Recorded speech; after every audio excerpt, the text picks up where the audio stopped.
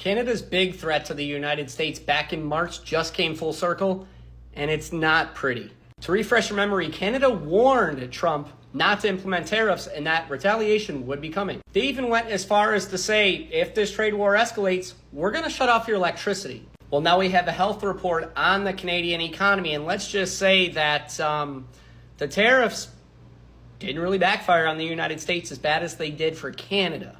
Now, there's three key metrics that we're going to be looking at to get a pulse on the Canadian economy to see how the tariffs have impacted them. So let's talk about them.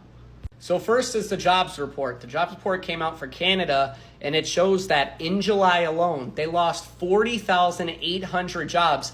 And this is the largest monthly decline that Canada has seen since the pandemic.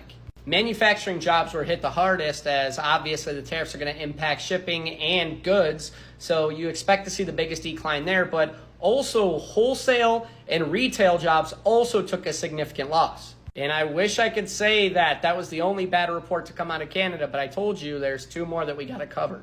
The next major loss that they took is with their GDP. Their GDP actually decreased in April, and it showed a huge decline in the manufacturing industry. Now, this is huge for Canada because you want to be producing goods that you can sell to the rest of the world. But what this goes to show is that because of the tariffs, they just weren't selling too much of their own goods, so their economy actually shrank because of it. Now, what goes hand in hand with the loss of manufacturing jobs and a shrinking of the GDP? Well, that would be L number 3, which is a wider trade deficit in June, and it's the second largest that Canada has ever recorded. Now, what a trade deficit is when a country buys more goods than what they actually sell to other countries. Ideally, you want it to be about equal, or you're selling more goods than you're actually buying. But in this case, Canada's done the opposite.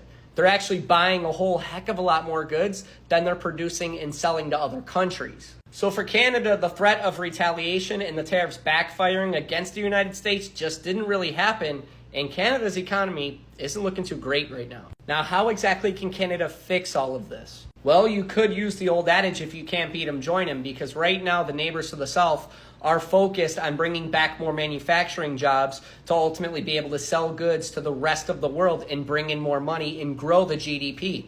Canada could just as easily do that as well, where they're producing more goods that they can also sell to the world and grow their GDP and not have to worry about being impacted by tariffs. So how's Canada doing since the tariffs have been implemented? Well, I'll let you decide that.